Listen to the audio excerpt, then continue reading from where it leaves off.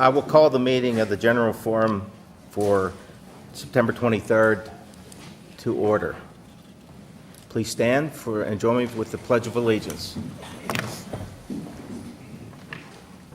Pledge allegiance to the flag of the United States of America and to the republic for which it stands, one nation, under God, indivisible, with liberty and justice for all. We will now take the roll call. Mr. Balachandran? Here. Mr. Hayes? Mr. Herndon? Present. Mr. Kasab? Ms. Krishnakudi? Mr. Myers? Mr. Portney? Here. Mr. Bernier? Here. Mr. Best? I see him. Mr. Best? He looks frozen. Mr. Frank? Here. Ms. Mariner? Ms. Trainer? Mr. Heller? Here. Mr. Patterson? Here. Ms. Stevens? Ms. Strickland? Here. Mr. Thompson? Here. Mr. Beck? Ms. Hartle? Ms. Perkins? Here. Mr. Piper? Mr. Cervello? Here. Mr. Hammeister? Here. Mr. Hardin? Here. Mr. Lord? Ms. Moriarty? Mr. Wilson? Here. Mr. Abrams? Ms. Hycheski? Here. Mr. Magruder? Here. Ms. Robb? Here. And Ms. Whitman? Here. Mr. Best, can you hear us?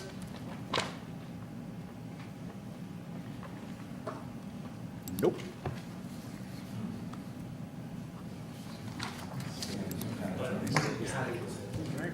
Yeah, Patty. Patty was able to do. We can check with, Ms. Krishnakudi, can you hear us? Here. Thank you.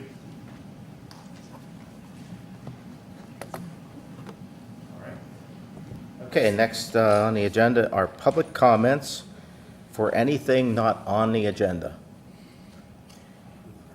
Two comments.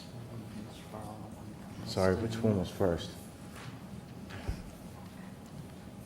I couldn't see her.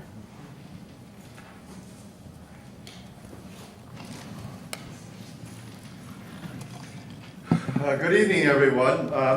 I think most of you know my name's Jesse Barlow, and I live in State College Borough. I was on State College Borough Council from January 2016 until January of this year. I chaired COG last year. I served on the Climate Action Committee and the Solar Power Purchase Agreement Working Group. I was present at the creation of the Solar Power Purchase Agreement. Of course, I no longer hold office. I'm making this statement as a private citizen.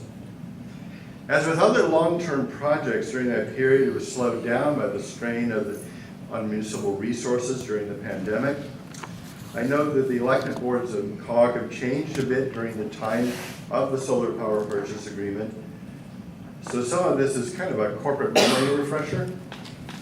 The Solar Power Purchase Agreement has two objectives: reducing the greenhouse gas footprint of the municipal entities involved, two, lowering their energy costs.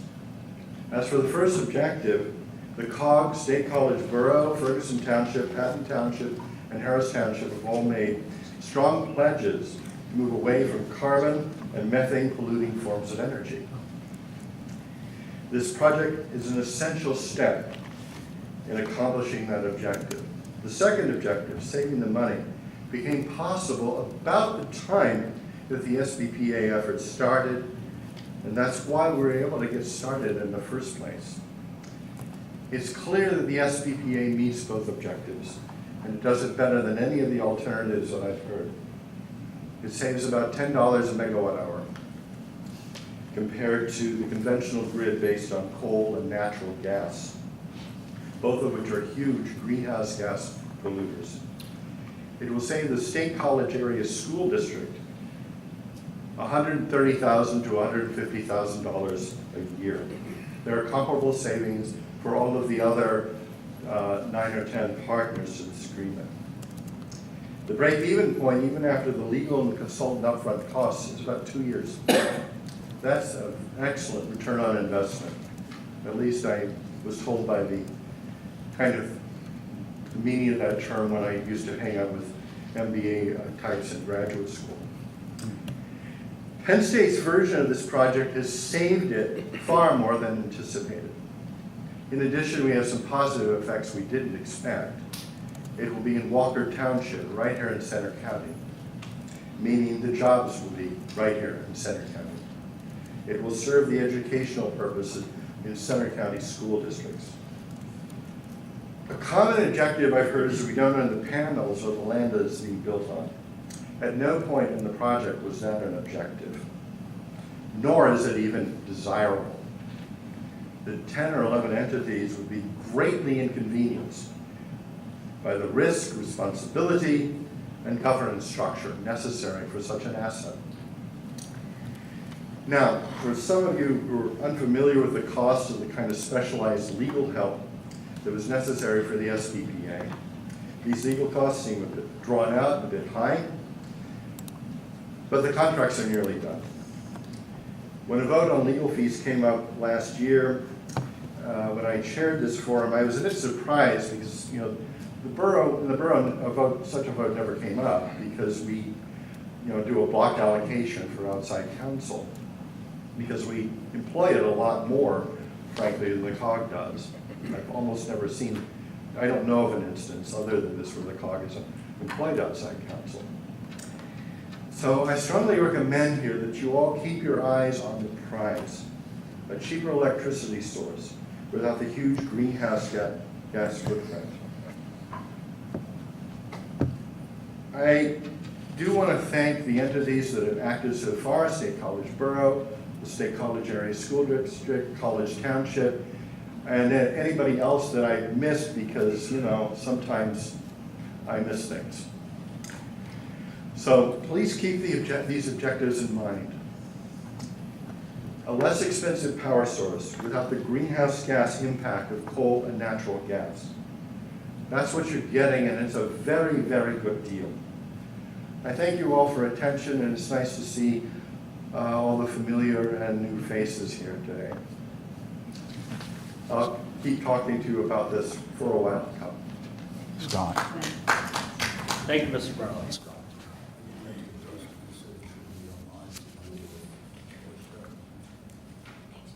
Mr. Best, can you hear us? Yes, I can. Thank Good. you. Okay, Laura, you're up next.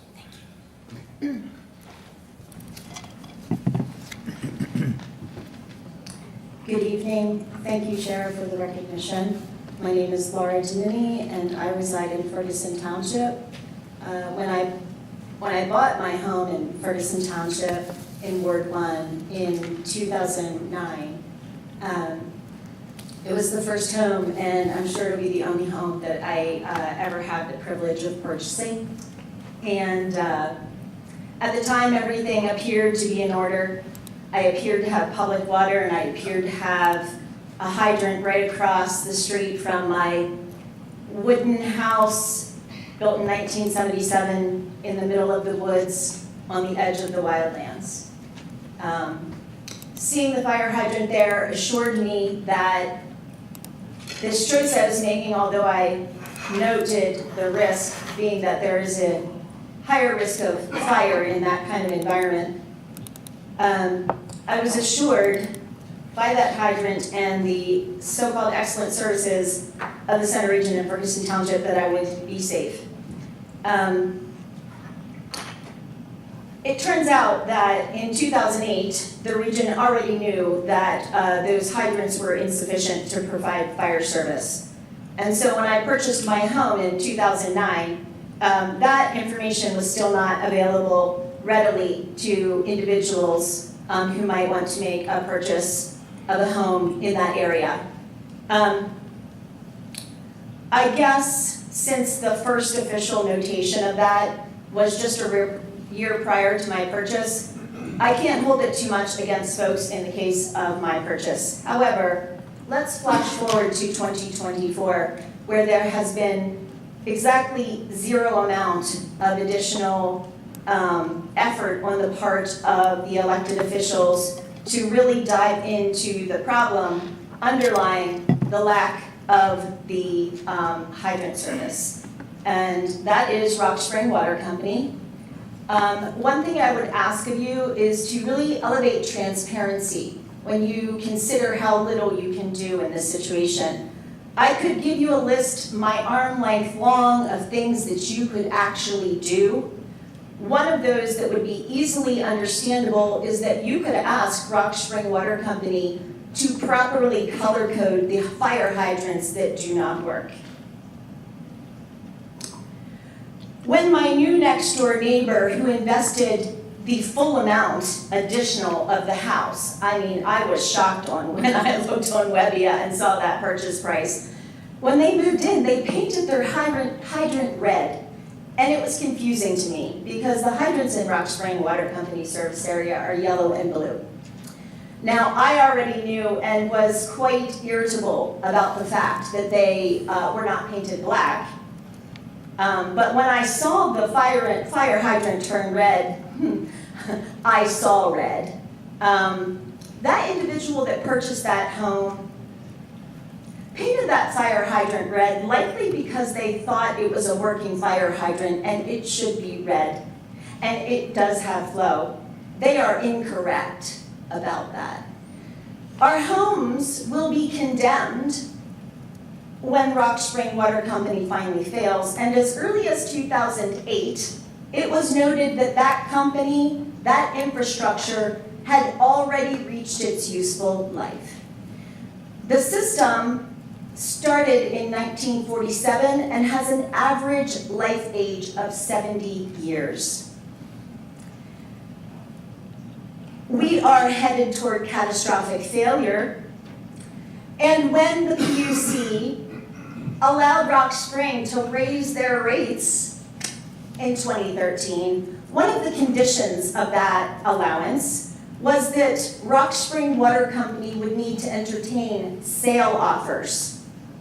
Seriously entertain sale offers. Now, I've been digging into the annual reports found on the PUC website, and I've done some research into the individuals that are listed as shareholders, those that are profiting from extraction of all the value of the infrastructure in that community out there. And one thing that I found was, it appears that the shareholder that has 48 of 199 shares is dead.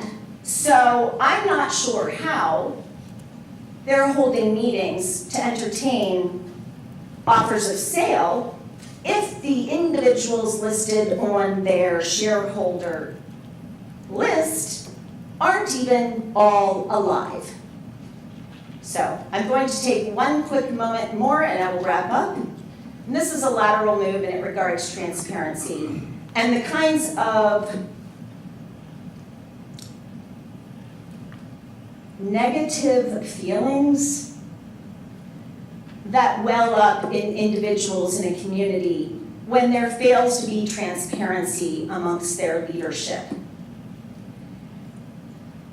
The reason why I'm here tonight is to again redirect your attentions to the lack of accuracy of most of your guiding documents. Most of your articles of agreement for this COG are inaccurate and have been for years, if not decades.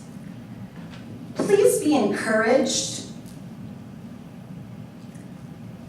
to get down to work and to allow your guiding documents to actually represent what occurs here.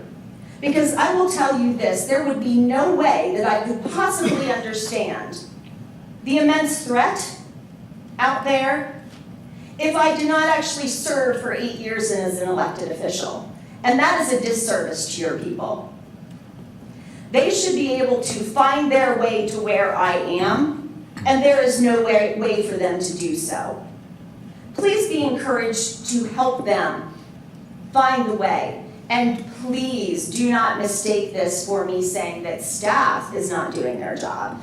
This message is squarely sent to the elected officials, and the policy and lack of leadership kinds of decisions that I have seen made when it comes to balancing what you need to balance in terms of program delivery here at the COG. Thank you. Thank you. Okay, moving on.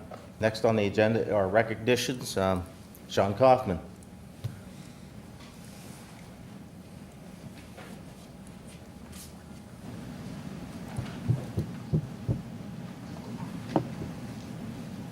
Thanks. So it gives Chief Marine and I great pleasure to be here in front of you to introduce a small group of firefighters. They're not all here, and I'll tell you why in a minute. But at our department meeting this past month, we recognized a group of firefighters with a unit citation. A unit citation is given to a group that works collectively in the process of saving a life. Okay, so there's often awards given to individuals, and we had an individual that gets a special award here tonight as well. But as a group, we have to work as a team to get things done. And you'll see on the slide that's up, that's a picture of a grain bin rescue. It occurred in Bellefonte on Blanchard Street. We were called to assist the Bellefonte Fire Department, ourselves, and many other departments that day to assist them. But I just wanted to give you a sense of what it looked like at that grain bin rescue, and I'll talk more about what you see on that screen. But I do want to introduce this group of people, and those that aren't here I'll mention as well. Lieutenant Authenyan is a member of the Alpha Fire Company who lives in the Borough Fire Station. He's not here tonight. He's training our new probationary class. Firefighter Talia Cholat, she lives in our College Township station. Firefighter Jared Depp, recently promoted to lieutenant, lives in Ferguson Township. Firefighter Matthew Farr is a resident firefighter living in our borough station. Assistant Chief Todd Johnson's a COG staff member who lives in Patton Township. Firefighter Josh Kolat, stick your hand up there. And firefighter Sarah Kolat, this is our husband-wife team that live in the borough. Assistant Chief Rob Neese, COG staffer who lives in College Township. Firefighter Chris Prestia is a career firefighter in Maryland, part of the Prestia family. Those who've been around know that name. And on some of his free time, he comes back to State College and assists us as a volunteer. Firefighter Robert Pryor lives in Ferguson Township. And then firefighter Alan Beneski is a resident firefighter who lives in the Patton Township Fire Station. So this group of 11 firefighters, represented by these four here tonight, were part of this group that was dispatched, and I'll read what's in your agenda. On August 10th, 2024, the Alpha Fire Company was dispatched to assist the Bellefonte Fire Department with a grain bin rescue at 1050 Blanchard Street in Spring Township, Center County. Utility 54, which is one of our service vehicles, with the Great Wall of Rescue grain bin rescue system, which is pictured on the right, responded first, followed by Rescue 5, our rescue truck. It's a big toolbox on wheels, and Service 55, which is again another utility vehicle that we use to support our operations. 25 units arrived on the scene and prepared rescue gear. Chief 55-2, which is Assistant Chief Johnson, met with command and formulated a rescue plan. Chief 55-3, Rob Neese, donned PPE and entered the grain bin to assist utilizing the Great Wall of Rescue. Crews inside the grain bin were able to extricate the victim from the corn. The crew from Rescue 5 set up a twin tension raised lower rope rescue system. I got straight from Assistant Chief Johnson because it's above my pay grade now. Some of the technique they use and equipment they use is just phenomenal. The training that these individuals get to receive. And it was utilized to remove that individual out of the grain bin. So what you see being set up outside was done by the entire group. Assistant Chief Neese went in the grain bin and was physically working with the patient in that small tube that's called the Great Wall of Rescue. Couple things just to talk about that specialized training and specialized equipment was provided by Penn State Extension. Okay, they have an ag rescue department that we received that training from. Actually, one of our volunteers years ago provided us with that training. That member has since moved on as a career firefighter in Lancaster. So the whole system, the whole process, from the training to the response and to working as a unit, made it successful that day. Assistant Chief Neese was also received the Medal of Valor for physically working in that tube, holding that individual's head above the grain, and actually at some points, scooping grain out of that individual's mouth so that he could breathe. The individual was a migrant worker who him and another individual went in to dislodge they were trying to empty that bin. They were trying to dislodge the clog in the system when the grain collapsed below them and was stuck up to his neck.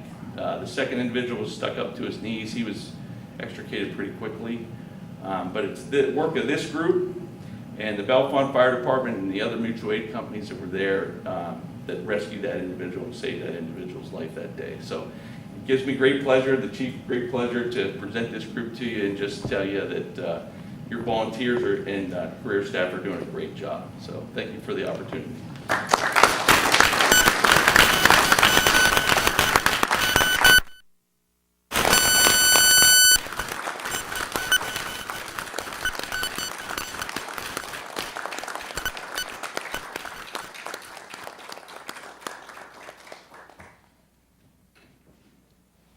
Thanks again.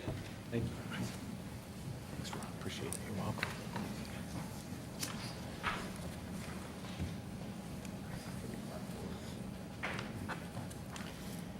Okay.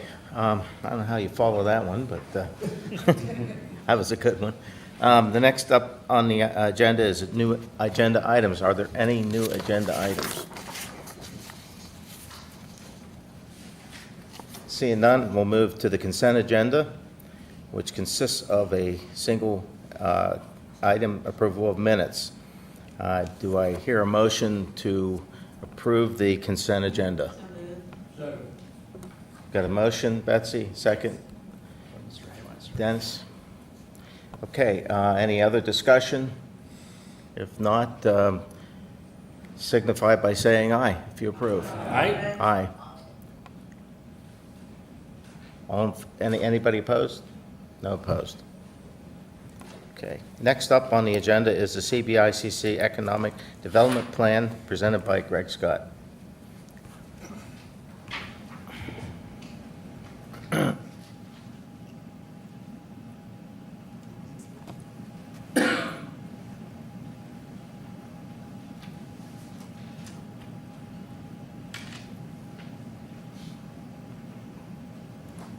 Frozen.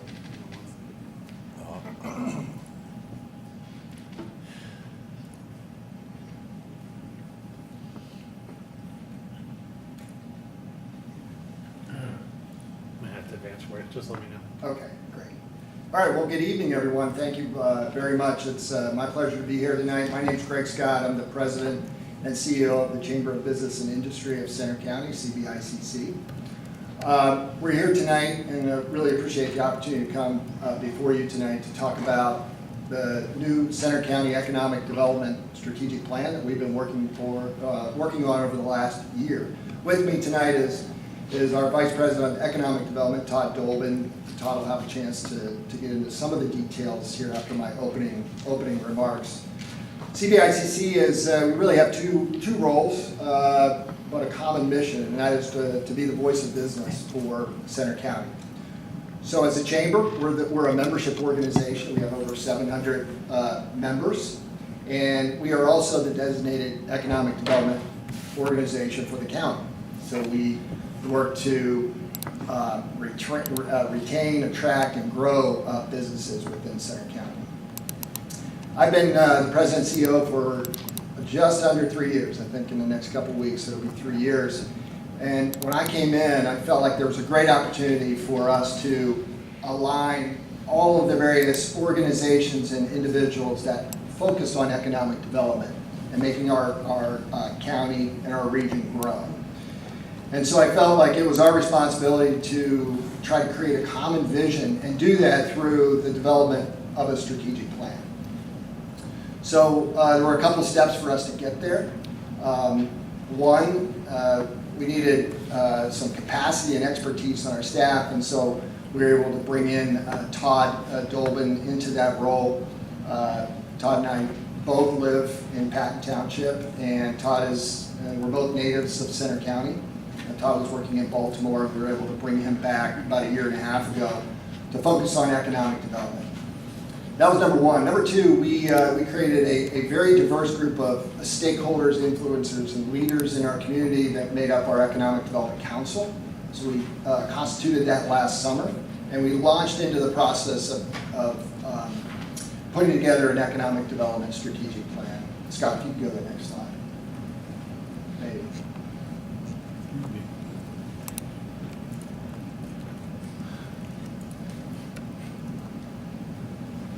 Do it that way.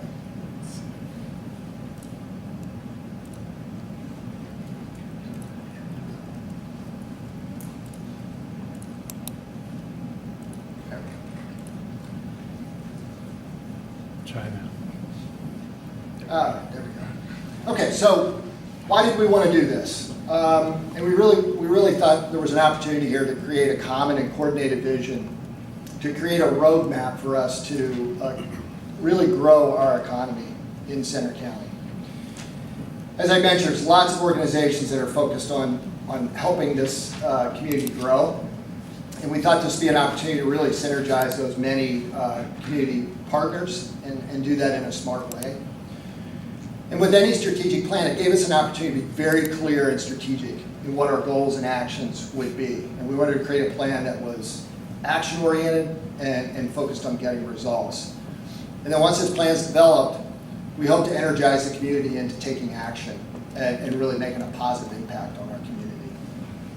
So this is a quick timeline. We started last June. We hired an economic development professional to help facilitate the process.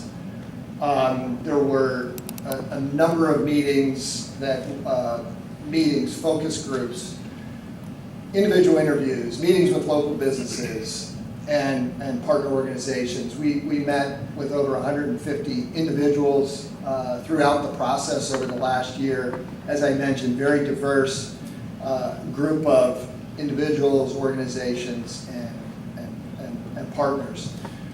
One of the things that we felt very strongly about was that this was not just a Center County plan, that this was really a regional plan. So we brought in regional partners from outside the county to work with us and make sure that we were drawing on the strength of that.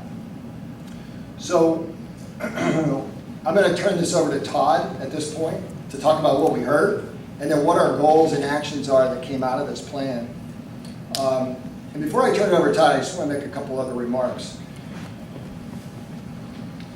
We started out with this not being a CBICC plan. We maintain that. This is not, you won't see CBICC on the front of the economic development strategy. This is a community plan. This is a Center County plan. And we want to make sure that is first and foremost as we launch into this plan. So we've been very intentional about this being a community-driven plan, not only put together and developed from the community, but also when we start to execute it, that it'll be a community-driven plan.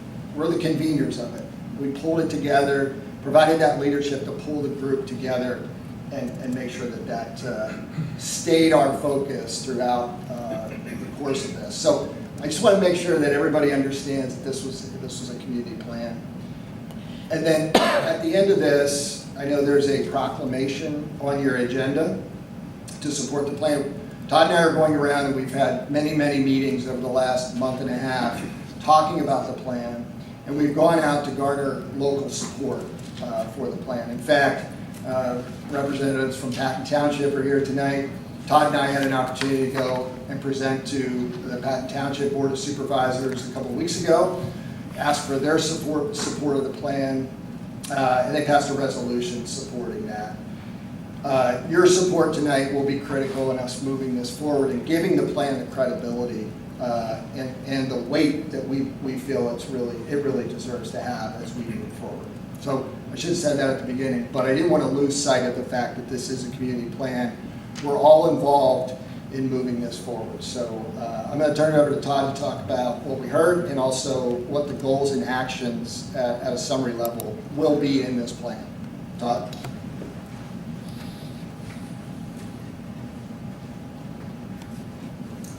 Well, good evening, thank you. So as Greg mentioned, this wasn't put together in a vacuum. We got a lot of input from a lot of organizations. The key part was we wanted to hear from every size business, every industry, different community groups, so we could better understand what the needs of our community were. So the main things we heard is that it must be collaborative. That we were able to do by getting input from our local community. Had to be accountable, meaning people had to know who was responsible for what, and it also had to be sustainable, meaning that not only be economically but also environmentally sustainable when moving forward through this. And also, what they wanted it to be was also economically resilient, meaning that it's diversify our local economy.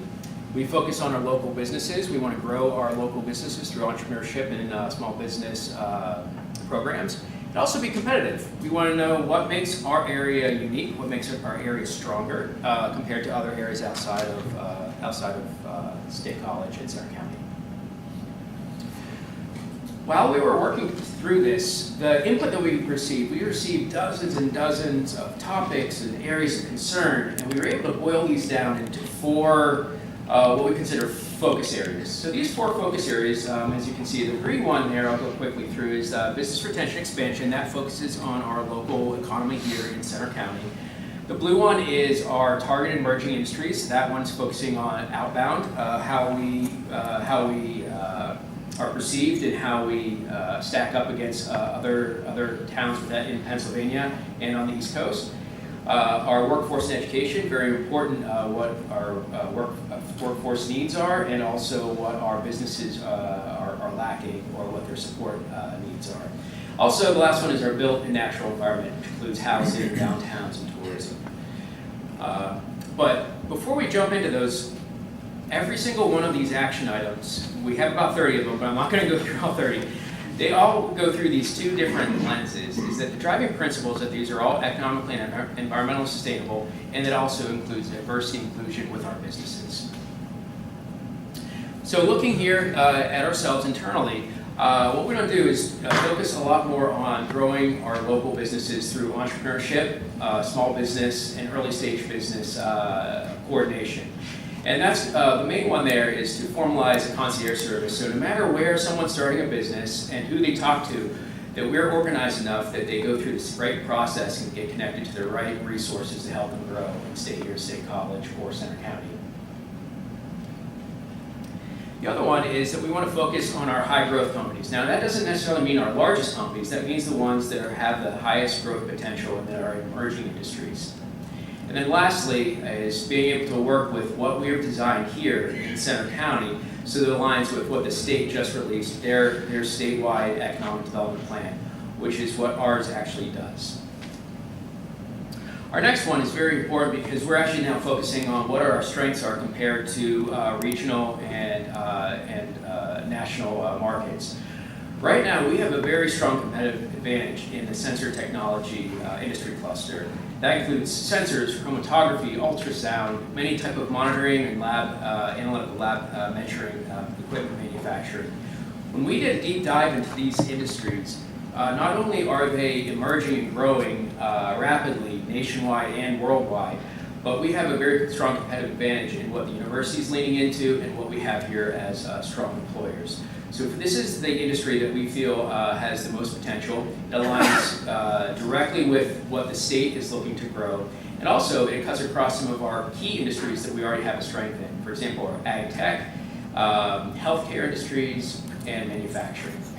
And to do that, we'll need to identify and create a brand identity so that we can start attracting some of that investment and also create this strong industry cluster so that we're known to be a central hub for the sensor technology industry.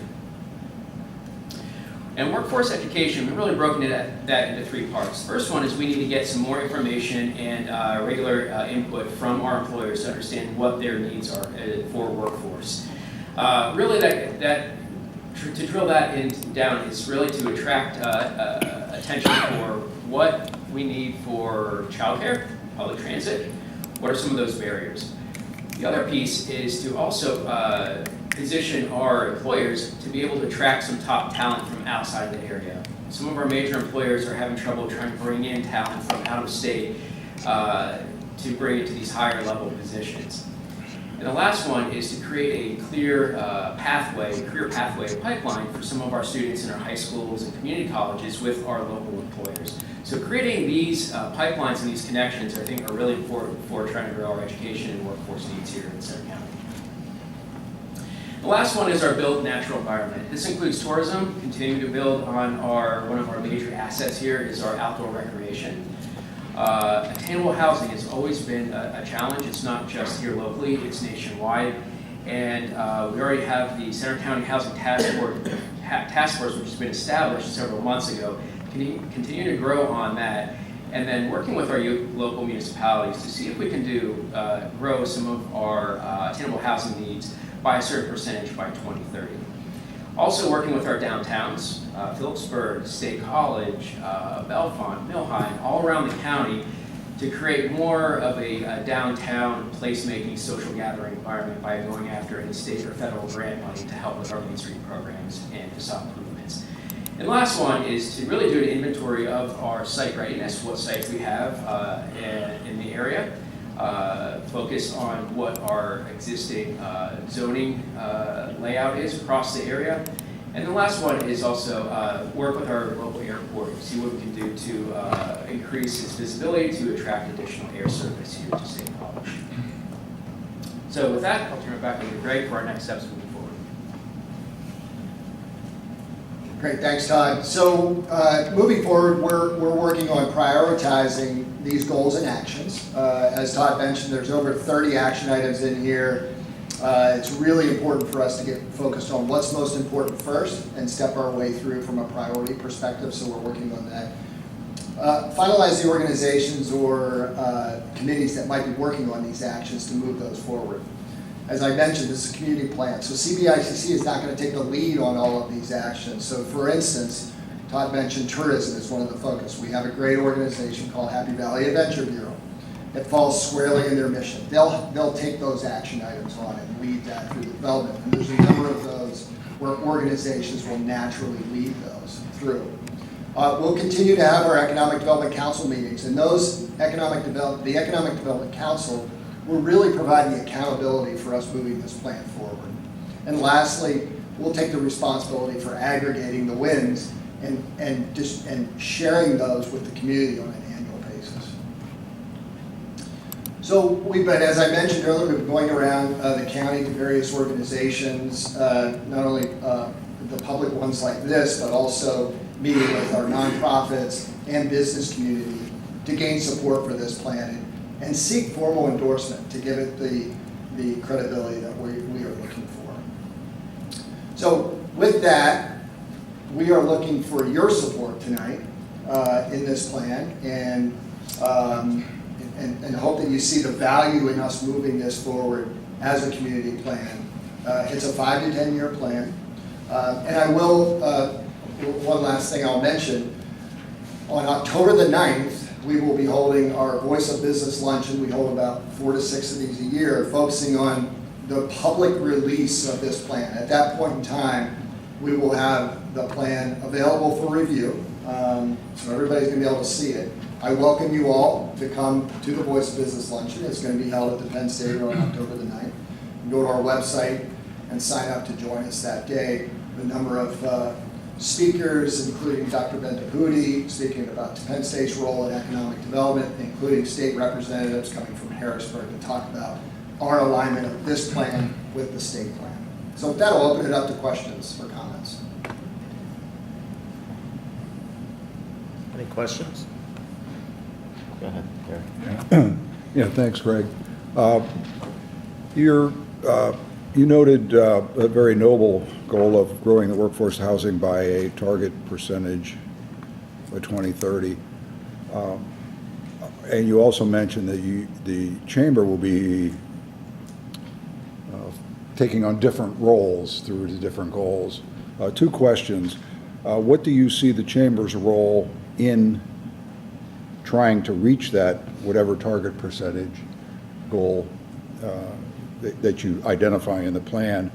And secondly, know that College Township, we might be the only municipality with an inclusionary affordable housing ordinance, which requires, I just want you to know that we're in the process of revising that, so maybe some communication may be helpful. If you have identified your role, are you far enough along to share any general strategies that you're tossing around that might be useful to the group? So that's a great question. It's a great question overall for the plan, because I think we could have that question across many of these goals and action items. So that's not one specifically that the chamber will take on from a leading that goal. As Todd mentioned, there's already a Center County task force that we're involved in and we're a part of. We do realize that some of the wins out of attainable housing are going to happen at the municipal level. The work that College Township's doing, we know Patton Township has a strong desire and they're working on ordinance to support that as well. So it's about bringing together that leadership, and I think through Todd's work, working with the county housing task force to come up with those strategies. So this plan does not lay out the specific strategies that are going to be used to accomplish those. That's the work to happen on the backside of this. But some of these things are already in progress and working towards that. So a facilitator, so to speak, or? Yes, yes. Okay. Yes, sir. As chair of the Recycling Refuge Authority, was anyone on our authority involved in any of these meetings? I don't know if there was anybody specifically that was Okay. although, hang on, I'm blanking on whether we had any representation from. Center Region COG was involved. Center Region COG was, we did have COG. Separate agencies. I think it's important for you, as you generate interest in businesses, to have an understanding of what goes through our recycling program and our trash program based upon what DEP tells us. So Right. you need to keep in mind that there are material streams that need to be looked at, because we can't handle everything. And there are agencies in the state and on the East Coast that do that. So look at the comprehensive picture of how that moves through. And I think that's a great point. And while we weren't able to bring everybody into the development of the plan, we tried to get a great cross-section. However, hearing this now, where do we plug that into the execution of this plan? What particular action items can we have that voice be heard? Well, looking for a new business that produces a product or has a waste from that product, that waste has to go somewhere. Correct. Fortunate we have a relationship with the electronic recycling industry. We can handle the computers and all the other stuff. There are different types of chemicals, different kinds of materials that need to be handled differently. So just keep that in mind as you encourage businesses to come here, to take a look at that. Great, thank you. Josh. You sure will. Thank you for mentioning housing, and thank you for this presentation. I think it's a really good presentation. I appreciate you mentioning the housing as well, because that's from the borough and from regionally, that's a huge lift and a huge concern. I wanted to add, because I wanted to like build off of that, because there are efforts going on in place, but affordability is also a major issue. Yes. I hear a lot of people saying, oh, I want to work at Penn State, or I want to work downtown, but I'm not going to live downtown. So I have two questions. One, what sort of steps can you take engaging municipalities and engaging things like that in the county government and the task force to work on affordability as a main top priority, and not just getting new housing units, but affordability?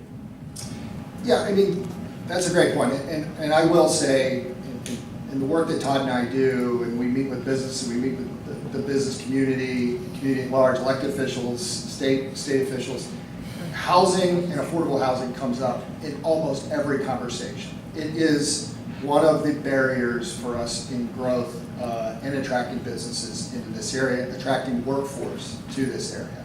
So it's absolutely a critical issue. That's why it's in this plan. And we're focused on it through these various efforts, and we'll continue to focus on that. Okay, and then the second thing that I wanted to ask is about our downtown in State College. What is your relationship with the downtown improvement districts? Because we have still over 200,000 vacant square feet of, commercial space, and would love to see that, be a huge priority for you guys moving forward. So not only are they about 20 steps away, door to door from our office, we work very closely with the Downtown Improvement District. They've been involved in the development plan. One of the reasons there is a goal centered around our downtowns. We didn't want to just focus on downtown State College, so we included all of our downtowns, but there is work that's happening. There's close alignment there, and we see the work that the Downtown Improvement District is taking to improve. Great, thank you. Matt? Yeah, if I may, again, Greg, thank you so much for the presentation. I appreciate that, and I applaud everything that you're doing here. And that, to me, is the what. And I'm curious about the how. You mentioned 2 municipalities thus far, but there are 4 others around the table right here this evening. And if the plan's coming out, being presented, October 8th, October 9th? October 9th. October 9th. What's the plan to engage after that? Let me ask that question first with the municipalities, and what does that look like? Yeah, so, the plan has, in fact, we just put the final stamp on it today as the final draft put together. So we have been working at getting the word out about this plan. Our goal is to talk to every municipality and work our way through that, either before October 9th or after, because I think the how is definitely important. How are we going to execute this plan? And we have said from the beginning, we're not interested in just developing a plan to have a plan. It's really moving it forward and having action and taking and getting results. So working with the municipalities, we felt it was important to come to this group as a whole to get it started. Now, we did meet with Patton Township. We had the opportunity to do that. We took that opportunity to meet with them, and we appreciated that. But our next step was to meet with this group, and we will continue to work with each of the municipalities that, not only in the center region, but outside of the center region as well. We are a countywide organization, a countywide plan, and we want to make sure we're represented across the county. Because I know there have been municipalities that have reached out in the past prior to this, and they have not been responded to or had responses. So I was curious to know, it sounds like the plan's already in action, and that at some point in the future, that's when we'll be at the table to go ahead and support. I will say, in the developmental plan, we had a focus group specifically focused on the municipalities. We had all of the municipal managers from the center region come to that. We had a great 2-hour session with our consultant, very targeted questions out to the managers, get that feedback, incorporated that into our plan. So we did engage, we will continue to engage. The relationship with the municipalities from our organizations is critically important for what we do. Thank you so much for that. I appreciate it. One other question. Hang on there. Oh, okay. Let's have Betsy ask a question. Good. Go ahead, Betsy. You're up. Thank you also for the consideration about childcare. That's Yes. real important to Absolutely. 50%, well, many young families Yes. also. 2 questions, or 1 question and 1 comment. The concierge services that you're going to offer, I know that the CBICC has a membership. Will the concierge services be offered by CBICC or by this group? And if by CBICC, will there be an accommodation for people who are not yet members of the CBICC to receive these welcoming services? Yeah, I think when we talk about concierge services as it relates to this plan, this is really a collaboration among a number of organizations. Okay. So as Todd mentioned, it's a concierge service that allows us to, as a common voice, be able to direct businesses that are coming in and get them the resources they need. It may not be CBICC, it may be the Small Business Development Center, it may be the Innovation Hub at Penn State. But we will Todd has been working with a group of organizations where they are working on what that concierge service looks like and how do we, so it would not be limited to just members of CBICC.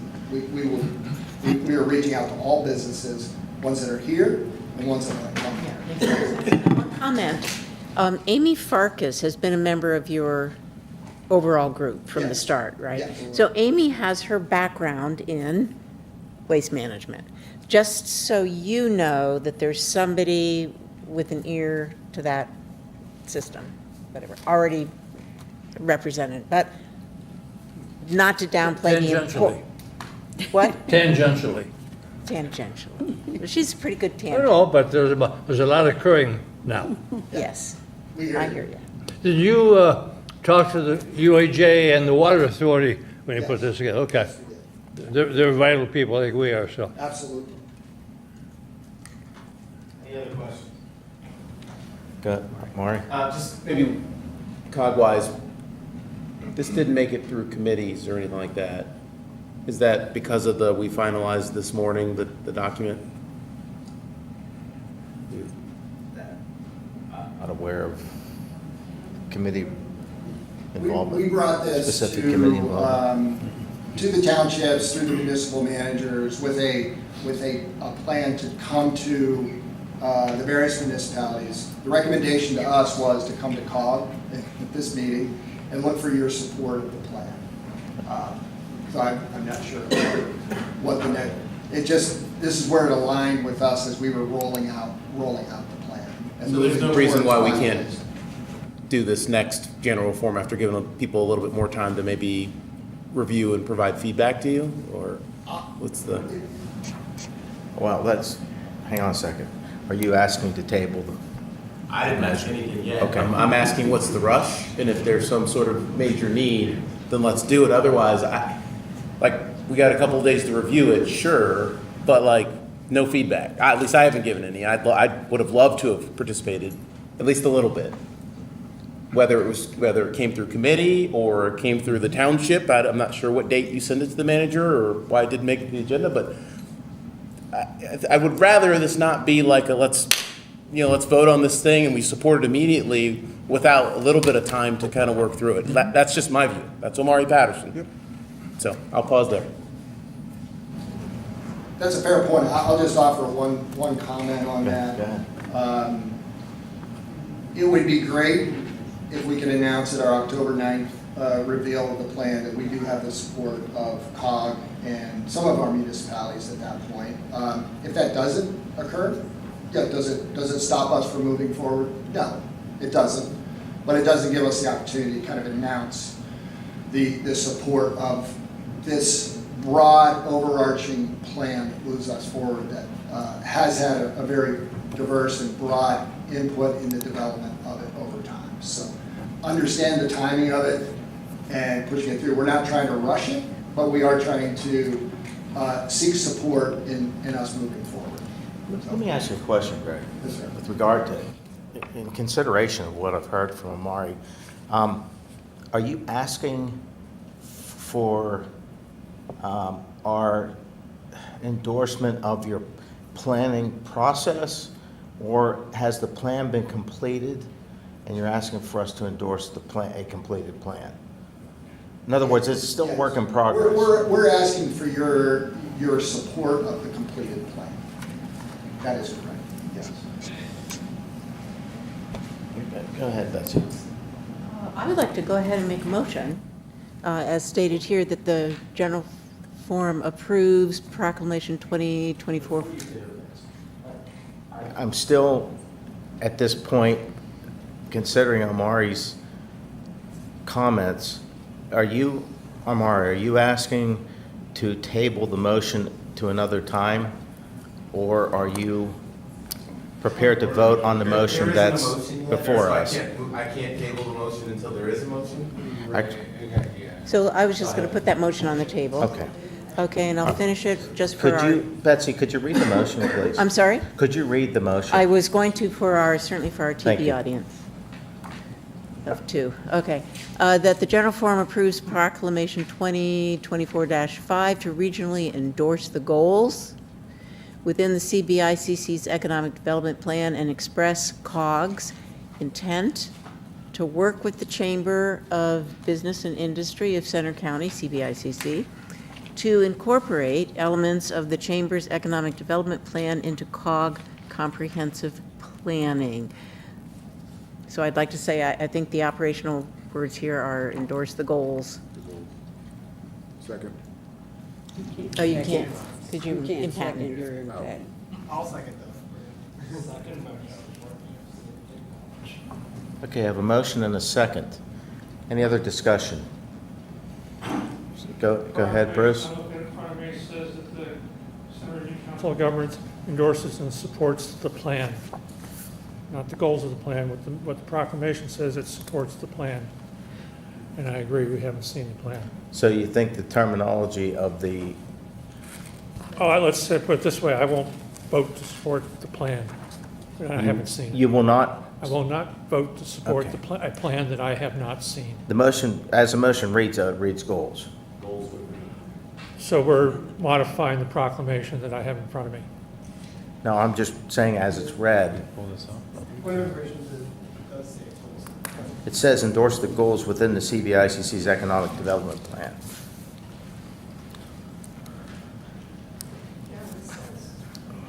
Endorse the goals included within the plan.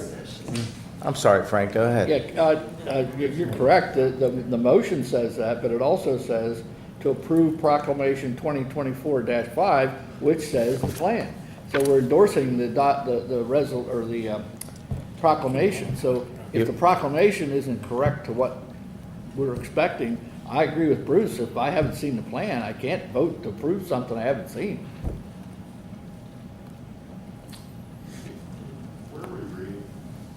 Well, the proclamation itself, should we read this proclamation? I was going to pull it up on the screen. Okay, let's look at it. Can you pull it up? We'll pull it up on the screen. Okay.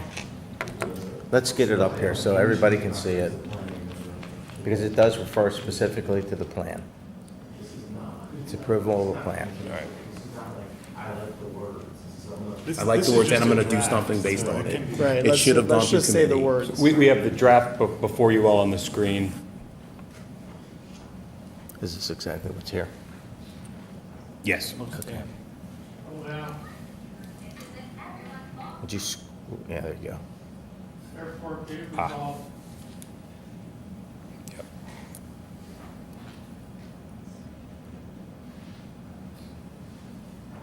So what is the suggested wording that you like? Go on. Just amend it, right? I'm sorry. I don't think it's a wording problem, right? It's a not having a plan problem. So I'm not sure that, I mean, I think Amari's point is well taken.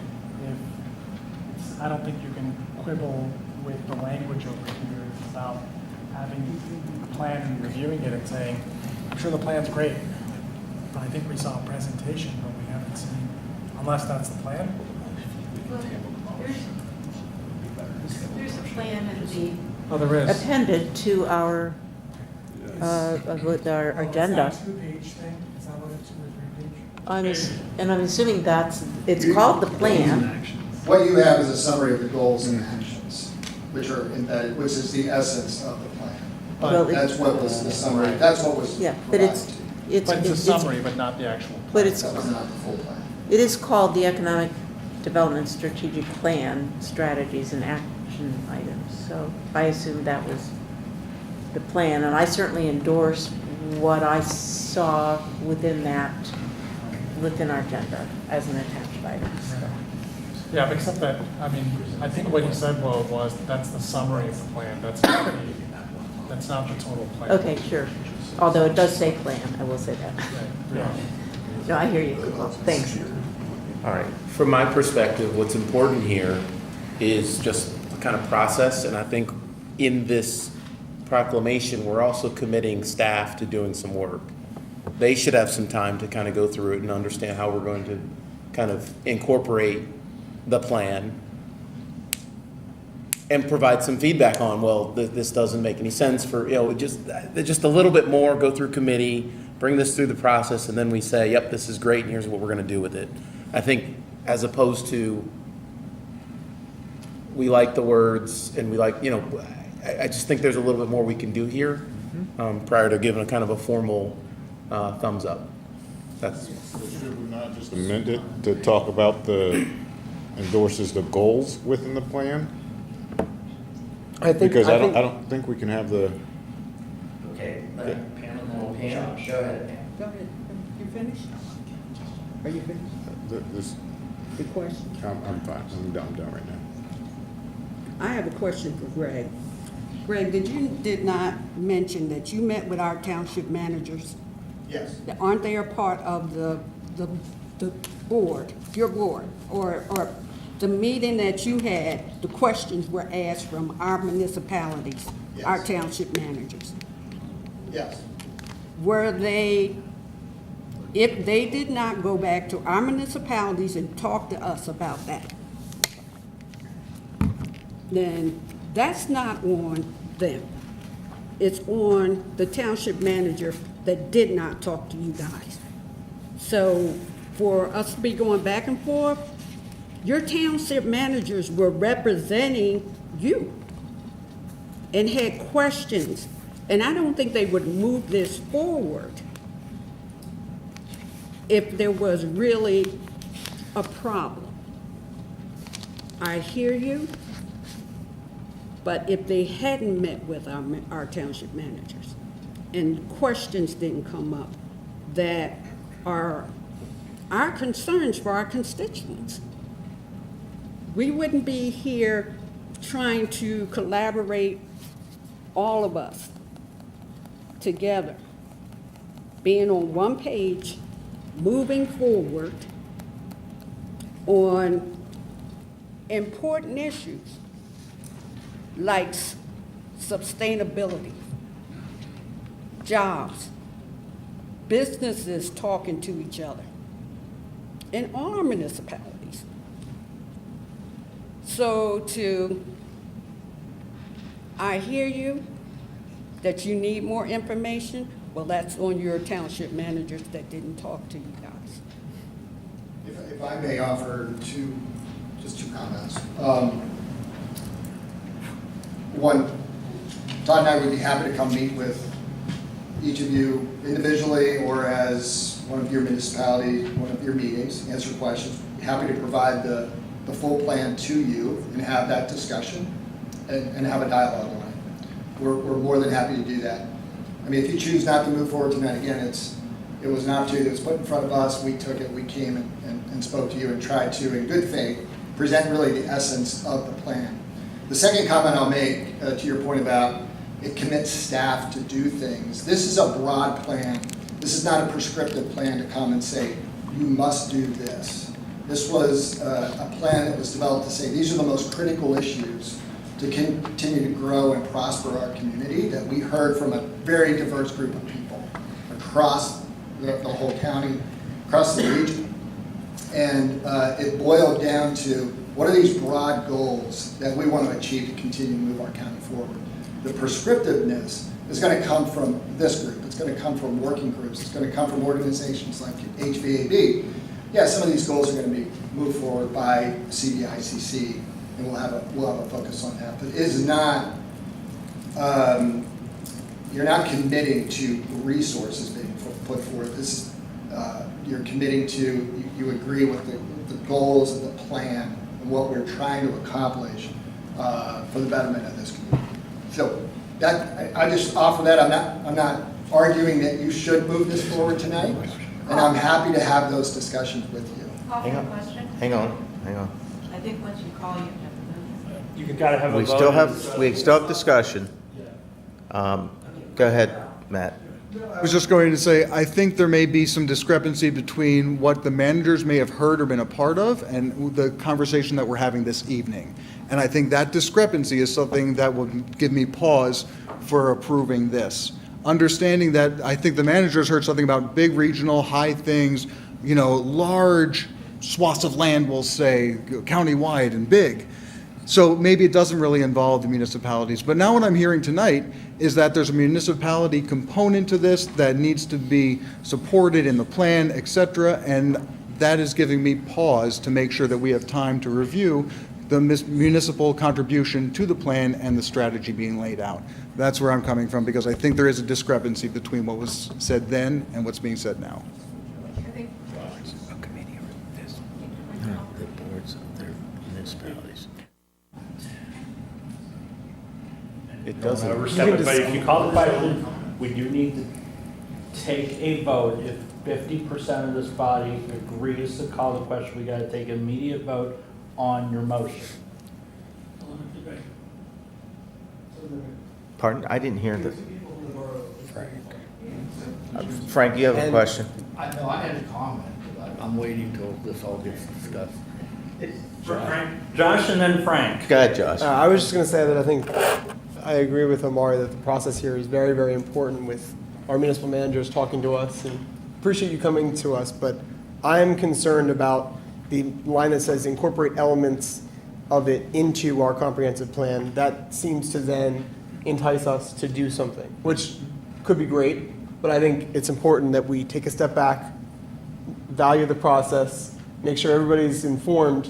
Later, we can endorse this at our next meeting after we've had time to really do this, or whenever, because I think that the general consensus of the group is to support this, but I want to know before we task our municipal manager or our municipalities and our entities to actually doing things to carry out this plan, that we see it first.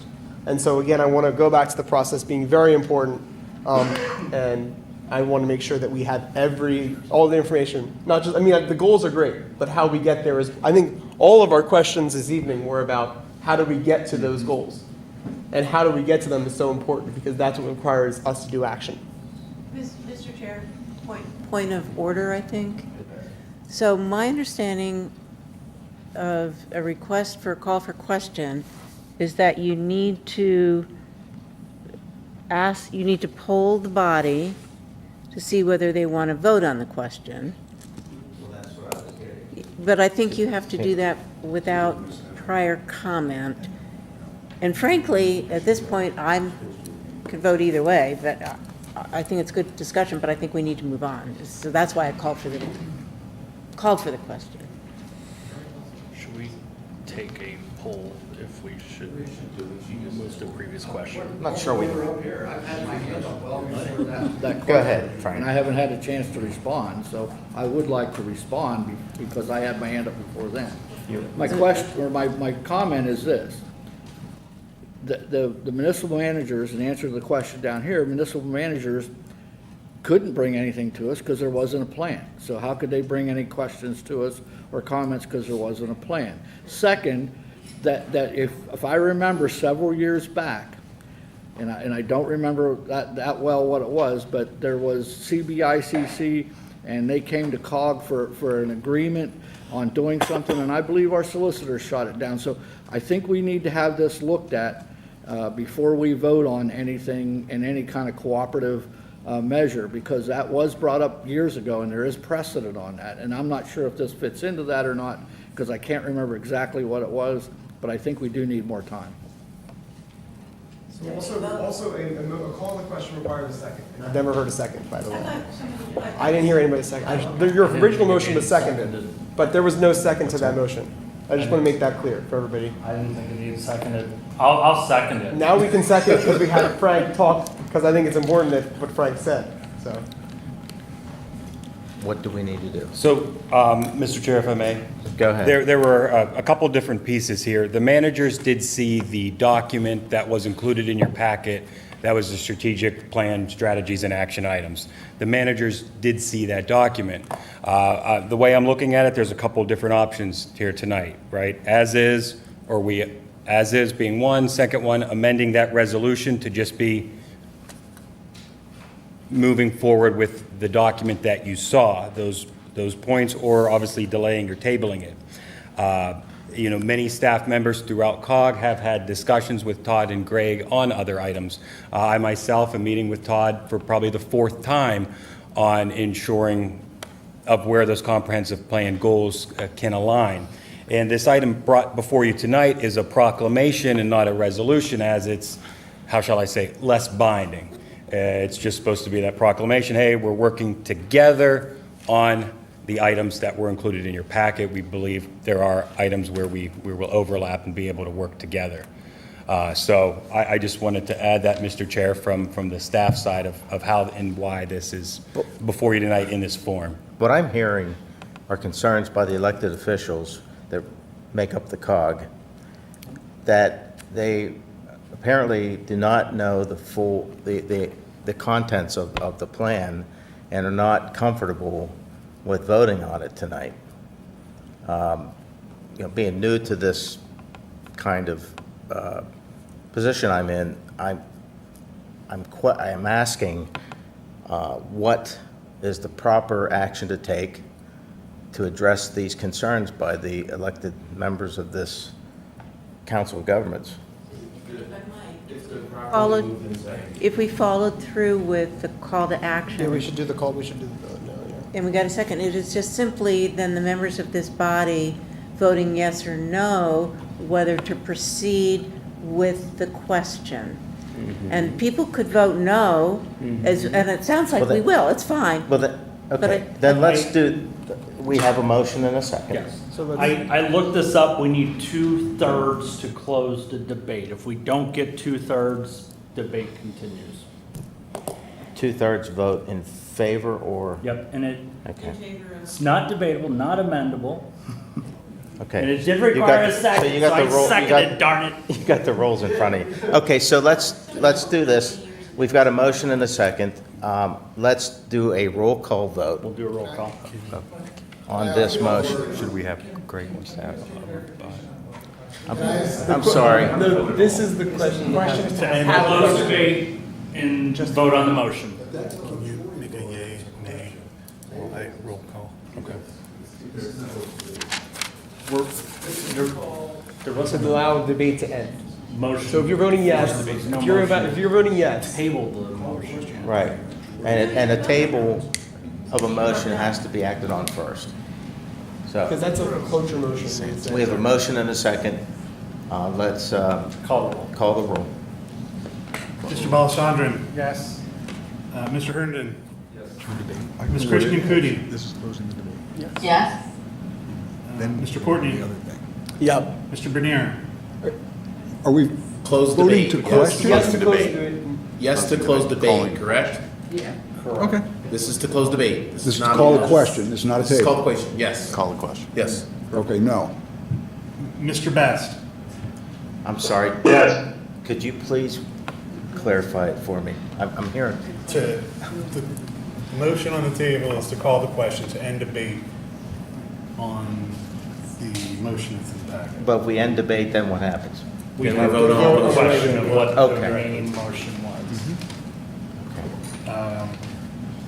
Mr. Frank? No. Did you get Mr. Best? Was it yes? Mr. Heller? Yes. Mr. Patterson? Yes. Ms. Stevens? Yes. Ms. Strickland? No. Mr. Thompson? No. Ms. Perkins? Yes. Mr. Cervello? No? Mr. Hammeister? Yes. Mr. Hardin? Yes. Mr. Lord? Yes. Mr. Wilson? Yes. Ms. Hycheski? No. Mr. Magruder? No. Miss Robb? He already had his presentation. Well, we'd love to. And Ms. Whitman? Yes.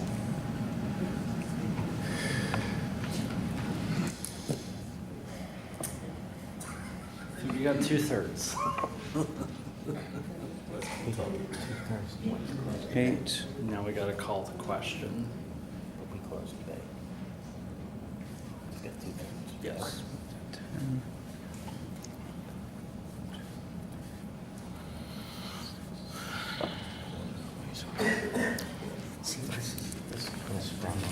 Don't mean to cut anyone off, but I'm afraid the majority's decided we're Yes, close. done All right. discussing.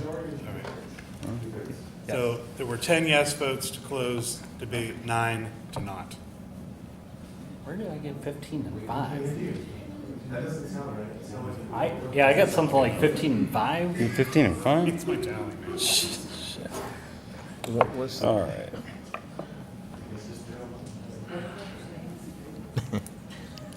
Heller, color was it? Some interesting things come up since I did. Chair, I move the table. Hold on. Did you? What are we Now we have I a seconded the to motion. table. I seconded the Table original requires a motion. second and a majority.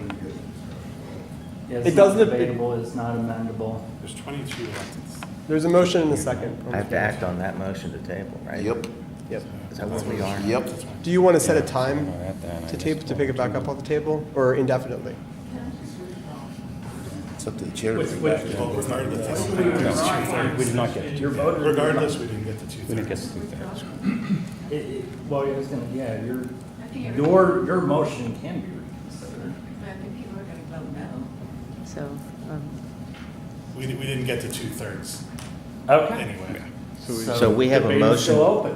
We have a motion. motion. We have a motion to table. Do I hear a second? I already seconded it. You already second, Josh? Yep. So all in favor of tabling this motion signify by saying aye.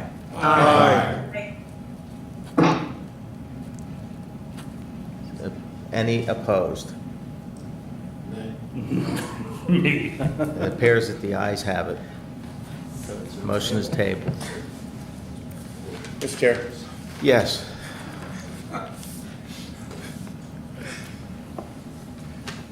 I move that the general forum approve a modified proclamation 2024-5, whereas, with the first two whereas intact, the third one cut off at the word goals, and without the now therefore be it resolved.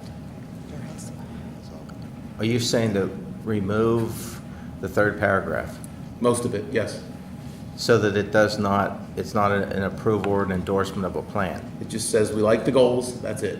Because I don't think anybody cared about the goals. There has to Goals, be- period. There has to be a now therefore it be resolved something, though. Can I entertain Does it this really? motion? I mean, that's what the resolution is. What are we resolving to if we don't have that? Because it wasn't. So we could just repeat that line. Endorses the goals. Yeah, that we could say that, yeah. No, so the question is, did we table just this Fair. item? The whole tabled Yes, the but you entire couldn't motion. because she made a motion already. We You could have made another tabled motion on her motion. Did we It's an table? agenda that's Now I'm making it advertised, for you. right? We tabled the I got you. agenda item or? Right. I don't think we can I just, think we tabled it, yeah.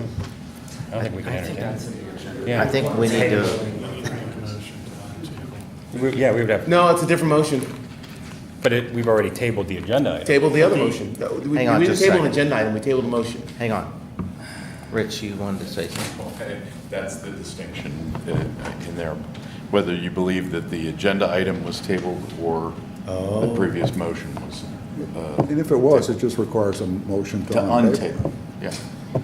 Bruce, you made the motion. Which would be ridiculous. Bruce, you made the but- motion to table, right? Yes, What were you making a motion to table? The entire motion? the motion that was on the floor. Yes. So Table therefore, motion. that's the So entire they were motion. not tabled. That's how I interpret it. I made a new And that's the motion. way it's gonna stand. You need a second. Okay, I'll wait. That's cleaner. Yeah, that's the clarification we needed. Is someone willing to second this motion? I can't. Then let it die. I tried. Does that motion need a second? Yes. It currently does. I'll second it. Hang on, I'm not even hearing it. Wait. A motion to lay on the table takes precedence over all other motions at the time that it is made. And this is right in the agenda packet in those lovely matters of record. This motion requires a second. It cannot be debated and takes majority vote to pass. If it passes, there is no set time to take it up again. The motion just waits until it is taken up from the table. That matter doesn't automatically come up in the next meeting. There has to be a motion to take that topic off the table. The motion to take the matter off the table can only be done during certain classes of business, such as unfinished business or general orders. This motion also needs a second and a majority. So, We've tabled the item. so can we do that motion tonight? To take it off the table? I mean, we've tabled the item. Right. But you can make another motion to take it off the table, Yeah. according to, Yeah, that's, you're reading absolutely. Robert's rules, right? Yeah, Right from the agenda. yeah, you're absolutely correct, yeah. Mr. Chair. Okay, and That assumes we not the motion. Bruce says his motion was to table the motion, not the agenda You item. can't table an agenda item. You can table a motion. Thank you. And that's Because take from the table brings a motion that has been laid on the table back, so. So are you calling for a motion to take that back off the table? No, I moved, it was a different motion. Eric seconded that different motion, and now we The should. question is, can we act on a different motion that has not been advertised? Can we do that? Yeah, we can do this. The agenda item. That would be a Terry question. The answer is yes. Based on what? Based on, do you have anything that says we can't? I'm Not dead from- serious. We've been Googling this all day. Like, there's nothing that anyone has said that doesn't prevent another motion on this topic. That's how it works. You move, you second, you vote it down, you table it, you move, you second, you vote it up, you, whatever. Let's take action, folks. Okay. And FCS too, yeah, absolutely. So- Otherwise, they need to do the roadshow and get more info on municipalities. So what was that? So it's the item, is an amended motion to the Yeah, I item. So think we've already advertised the item. This is just an amended motion. So we can amend the That we motion can and move proceed. forward? Yeah. All right, Amari, you made a motion to amend the previous motion. Not to amend the previous motion. Okay, to create a new motion that endorses this proclamation without the third paragraph. Is that correct? With a small part of the third paragraph. Yes. Could you be specific? Yes. Put a period after the word goals. Get rid of everything else. Okay, I would say after the plan. so we have a motion, No plan. and we have a second. there Who is. seconded the motion? Mr. Bernier seconded the motion. So, any discussion? Frank? It's just a question, did you not also take out, where now therefore it be resolved to support the economic development plan, because we don't have a plan? Did you take that line out also?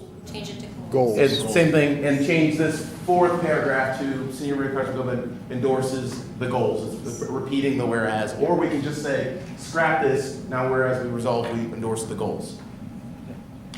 I just wanted to make sure. That one. Thank you, I appreciate it. Perfect, yeah, we can do that. At the end of the day, no one had a problem with the goals. Okay, so you're. We're gonna give CCIBC. You're removing in effect the endorsement of the plan, is that correct? Yes. Endorsement Of the goals, yes, plan. Just the goals. Do you want to rename, Goals of the plan. also rename the proclamation? The proclamation has to get renamed. Endorsement, okay. So the title would have to be renamed Strategic Plan Goals, Yeah. or Goals, Could you add goals just to the end of that? Yep. or Economic Development Goals. Which one? I would say strategic plan. Go ahead, Frank, average. plan goals. Well, okay, if we're gonna go all Robert's rules and all that kind of stuff, then we need to know what exactly Mr. Patterson has proposed verbatim. Because if we're. Thank you, Yes. sir. You wanna read the whole thing, you just read it all out. You can do it, it's fine. I move to approve an amended proclamation 2024-5 that reads, endorsement of the Center County Economic Development Strategic Plan goals. Whereas the Center Region Council of Governments recognizes the importance of fostering a strong economy in the Center Region and the greater Center County area.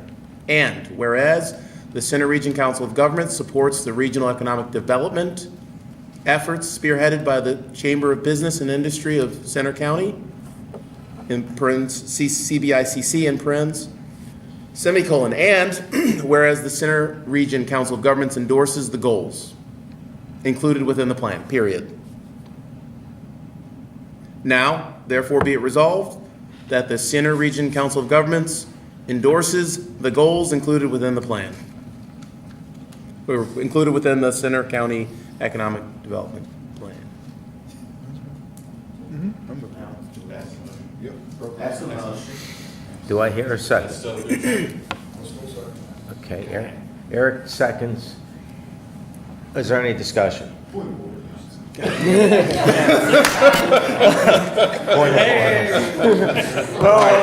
Mr. Patterson.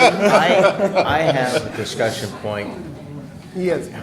Well, we just lost it. Ron. We just lost it. But anyway, well, let me just make a comment. Saying this, the goals of the plan, I think, is kind of mincing words in my mind, that you still have a plan element, okay? And I'm not sure is that what your intention is? I just want to be sure. If it's just, there's goals and then there's a plan. You see what I'm saying? I do. My concern, I think that no one here had a problem with any of the goals. We all looked at the document, were like, cool, this looks good. Okay. But there were some concerns on process, on being able to kind of provide some input on what staff's going to do with this. Did anybody see the plan in full and digest it? And so endorsing the full plan, there's a little bit of consternation there. And so I think just the goals within the plan is good enough, I think. And I'll defer to. Go ahead. Yeah, I think Councilman Patterson, Supervisor Patterson, he's amended it, he's been very clear, he read out the whole proclamation. I think we do all support the goals. I think we should vote on this. Okay. Any others? I would like to call the question. No, don't do that. Don't. Just let the chair call it. All those in favor of the modified, this new motion, let's call it, signify by saying aye.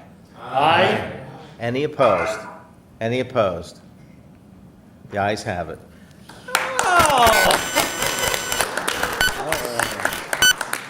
Okay. Moving on. No, thank you. Thanks, Greg. Thank you. Oh, thank you. All right. Next on the agenda is the current year 2024 CCMPO budget transfer presented by Jim Saylor. Good luck, Jim.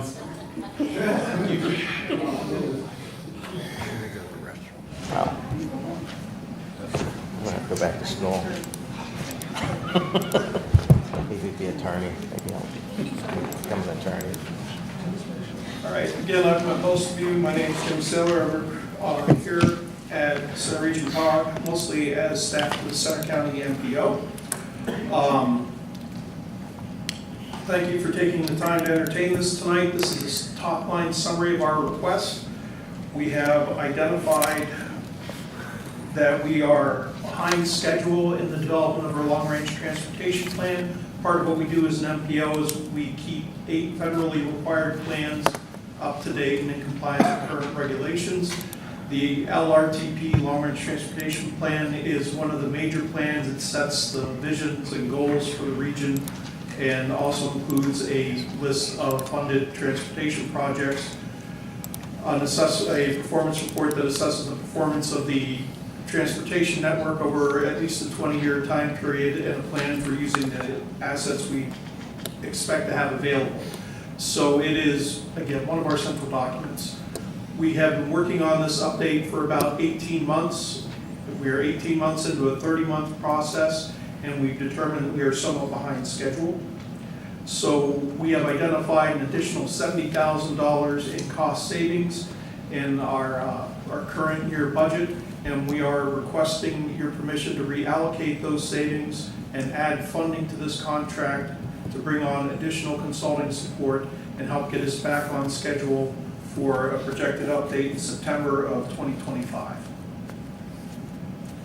So how did we get here? Well, again, we've got 8 federally required plans, a number of other activities.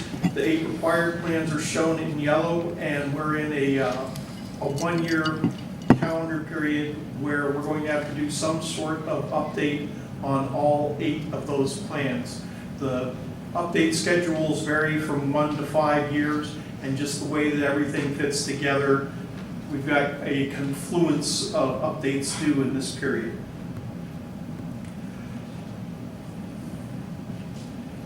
The consequences, if we don't make our deadline, is they roll down onto the management of our TIP or Transportation Improvement Program. That's how we manage the funds that have been assigned to the Center County Planning Area. Every time that you have to make a funding change for a project, whether you hit the end of the project and you have a little bit of money left over, or you have a cost overrun and you need to put a little bit more money into it, you need to make those changes on the TIP. One of the things that makes that process manageable is that below certain thresholds, we can go ahead and make those changes and provide updates to the members of the MPO at our next regularly scheduled meeting. If the long-range plan falls out of date, that flexibility stops, and potentially work on that project stops until we advertise, schedule, and hold a meeting to vote on an amendment that allows whatever change that needs to be made. That also impacts the statewide TIP, Transportation Improvement Program, for our portion of the state. So it has consequences both at our level and the level above. Again, our preferred solution, we have already secured $60,000 in funding, $48,000 in supplemental planning funds through FHWA via PennDOT, $12,000 in local match via the current year budget. We've been allocating that for a contract for consulting support for the portions of this plan that we do not have the expertise to do in-house. And what we're asking to do is put a little bit more resources to this, put a little bit more hours to it to get us back on track and pick up some of the things that we had originally planned to do with in-house staff. Our staff will still be leading the public involvement effort and development of the implementation plan for this, and we'll be working collaboratively on the development of the actual text document. As you can imagine, we checked the numbers several times before we brought this request to the table. The cost savings that we identified came from several sources. That includes savings from the salary from our office manager position that's been open for about 5 months. Our assumptions for insurance coverage for the current year turned out to be more conservative than the actual elections that were made. Because of staff departures back in 2022, we reassigned some of the duties. The net effect is that we ended up with some unspent transit funds in the previous year of our UPWP that we were able to push forward into this year. So we had a little bit more PennDOT funding than we were expecting. And we've also benefited from a couple of administrative funding transfers related to insurance and the unemployment reserve.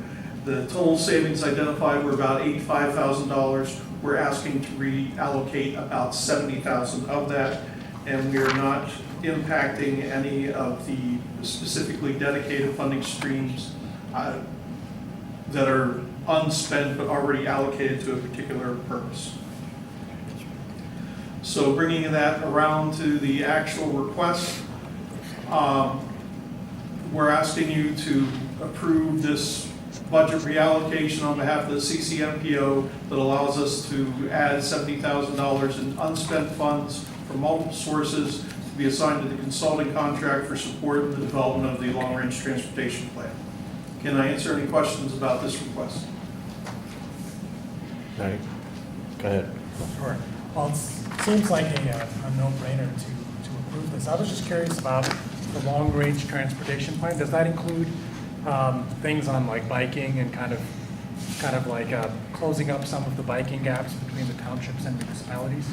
Yes, and the process for that will be, we're in the process of completing an active transportation plan. And we're hoping to roll the implementation steps of that right out into the implementation of the long-range plan, so that populates essentially the bicycle and pedestrian part of the LRTP.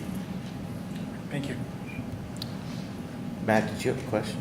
I'm just ready to make a motion if folks are ready. Okay, there's a motion to be considered, and would you read the motion, please? Sure.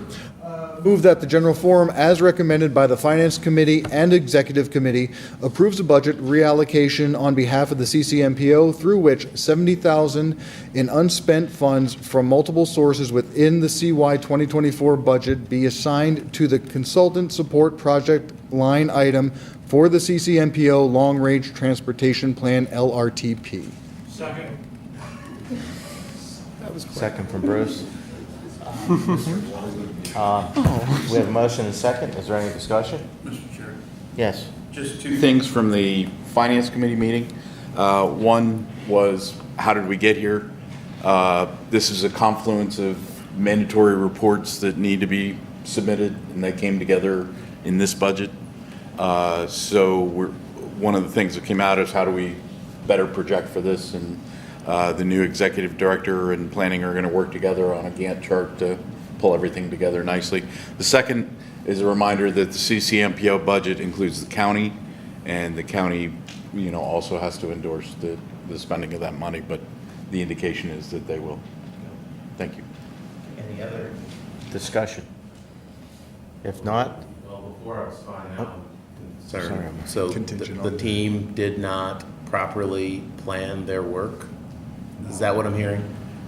That is not what no.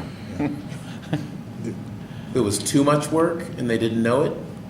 I'm trying to summarize it in a way that I understand, but is that? I don't know how you would understand it best, but you had multiple plans that came together and crossed over budget years, and the money didn't follow with those until this execution. It took 9 months to realize that? I don't know. So we've been meeting and working on this plan since March of 2023. Where this developed into an area of concern would be in May or June of 2023. We're still a year out from completion, looking at this and saying, all right, over the last 3 to 4 month period, we have not been making the type of progress that we feel we need to. How do we address for this to make sure that we stay on plan while we still have 9 months to accomplish that and 3 months to carry out our public involvement process, rather than waiting till the last moment, getting to the point where we'd have to take this out to public comment next June and saying, wow, we're not ready, we need more time. And further, not to penalize staff for having saved money through the course of multiple budgets? Yeah, it is a no-brainer. It's money already there that was allocated to the team. They were using it from one source to another. Totally get it. It was just more of I thought I understood how we got here. Now it's a little bit more clear that sounds like we did see an issue a while ago, thought we could catch up, haven't been able to, and so now we need this to be able to do that. So cool, thank you very much. Frank, did you have a comment? No. Okay, so we have a motion. Oh, no other comments. Okay. All right. Sure? Everybody's okay? All right. So we have a motion and a second. I call for the question. All those in favor signify by saying aye. Aye. Any opposed? Any opposed? The ayes have it. Thank you.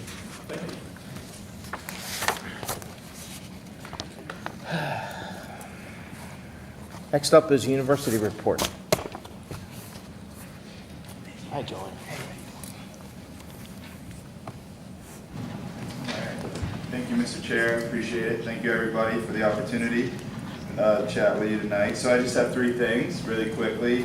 The first thing I just wanted to make mention of, and it was in the news recently about a couple weeks ago, I'm not sure if folks saw it or enough people saw it, but I wanted to highlight that the university has received a federal grant from the U.S. Small Business Administration. This will focus on, or this will be used towards launching a Veterans Business Outreach Center here locally in University Park, housed within the Innovation Hub, the Eric Barron Innovation Hub downtown. The grant itself is worth $340,000 over the next 5 years. And it will, it will offer counseling services for both new and existing veteran and military small business owners across the Commonwealth. So it won't be exclusive to University Park. These will set up across our Penn State, across the Commonwealth. So again, a great tool that we have for the public and our veterans and service members. So that's number one. Number two is, and recently plans were submitted for Pollock Hall renovations. So we will start to embark on renovations of Pollock Halls, which will slated to begin or expected to begin next year and will continue through 2030, hopefully, if all goes as planned. It will be 5 phases. In total, 9 residence halls will undergo renovations. And for, I included this bullet point specifically for you, Matt. There will be increased bike storage facilities within Pollock Halls to help accommodate the spin bikes and personal bikes on campus as well. So, of course, along with some other much needed renovations. If anybody's been in Pollock Halls as of late, it is due. Lastly, it is homecoming week, so you'll notice some increased people flow, traffic flow downtown. There's a week full of events. Encourage you all to come out. It concludes with the parade on Friday night, and of course the homecoming football game on Saturday night, which is now slated to kick off at 7:30 p.m. So that's all I have, and if you have any questions for me, I'm more than happy to take them. Yes. Thanks for coming. Yes. Do you happen to know what the period of performance is for the Veterans Business Center? Like when it's, we just got it, or when is it gonna start? Sure, yeah. So more details will be coming soon on the actual start date. They are working through right now. They would like to do it through an event, so they'll have kind of a hard launch to it. But more details will come. Yeah, we just learned about the grant, the award, the week of September 11th, actually. So yeah, that day was published on Penn State News. I think there was to that point, you said counseling services? Yeah, Was it? Sorry. So let me read my notes here. So the center will enhance training and counseling service for both new and existing veteran and military small business owners across the Commonwealth. Counseling services to the extent of business operation. Right? So if you want to start a business, yeah. Sure. Thank you for that. Yeah. Anybody else have any questions? All good. Thank All you, right. Joel. Thank you so much. Okay. Do we have a State College School District report? I don't think so. No. We'll move on to Executive Director report. Go ahead, Mike. Thank you, Mr. Chair. Nothing formal to report, other than we have a number of directors here to report on anything included in the September activity report. Okay. Josh has his hand up. Pardon? Josh. Oh, sorry, Josh, go I had a ahead. question about, just going back to item number 9. I don't think we've had a school district report all year. And I'm just wondering if we could get a written report, because I know maybe it's hard. It might be hard on a Monday night for Ms. Grant to come, or Ms. Brandt to come. But like, especially in the context of what's going on with the power purchase agreement, with other things that the school district might be going on, I would really appreciate a written report, because we haven't gotten one all year. So if that can be a request made to the school district, that would be really helpful, just to us. All right, Joe. All right, thank you. Good job. Agency Director reports. Go ahead. Thank you, Mr. Chair. I would like to give a brief update on kind of where things stand with Whitehall Road Regional Park. There's obviously a lot of interest from the community standpoint, from the authority standpoint, and everyone here in this room to kind of get a status report on what's been going on. So really to give you kind of the quick and easy version of some of the challenges that we've experienced throughout this process, which we're not over the hump yet on, are primarily from a lot of mistakes that have been made through our engineering services. And so we have been working through minor alteration plan revisions, several reiterations of changes, and back and forth communication between us and the engineer. Both Ferguson Township, CRPR, the authority, and COG remain committed to trying to get this park open. So at this point, we're really trying to put a little bit of pressure back on the engineer to try to get things moving as quickly as possible. In the meantime, we have completed the story walk that school library helped to fund and support. We've worked with volunteer groups and Barton and Milo to help us with getting that project done. We have completed all the fencing work that was outstanding on the athletic field, so that work has been completed and is done. Again, all this has transpired over the last 4 or 5 months. This has been a long process for us. We remain just as frustrated, I think, as the public is that the park isn't open yet. But I just wanted to shed some light on some of the realities that we've been dealing with on a daily basis. I know, Ben, we've had a lot of transition with executive director. Adam has been really instrumental in working with Centrise, in addition to now Ben working with Mike to try to get things moving along from our end to get things resolved. So appreciate everybody's patience and happy to take any questions. I have one. You've mentioned, and it's been mentioned before, about errors on the part of the engineers or mistakes or whatever. There's a category in project management called errors and omissions. Has that been considered with regard to the errors or mistakes made or omissions made on the part of the professional? Those discussions have happened with the previous exec director and with staff and the former project manager. I can't speak to the specifics on those, but I know that that has been discussed. Okay, because that can be a way of recovering costs, due to omissions on the part of the professional or errors on the part of the professional. I just wanted to point that out as a registered professional. So, okay, anybody have any questions? Mr. Chair, we couldn't hear you on this side. You couldn't hear me? No, we couldn't hear. I'm the sorry. question. Had my head turned. Well, my question was if the people overseeing the project, with regard to errors made on the part of the engineers or omissions, there is a category within a project called errors and omissions. If an engineer or an architect or a professional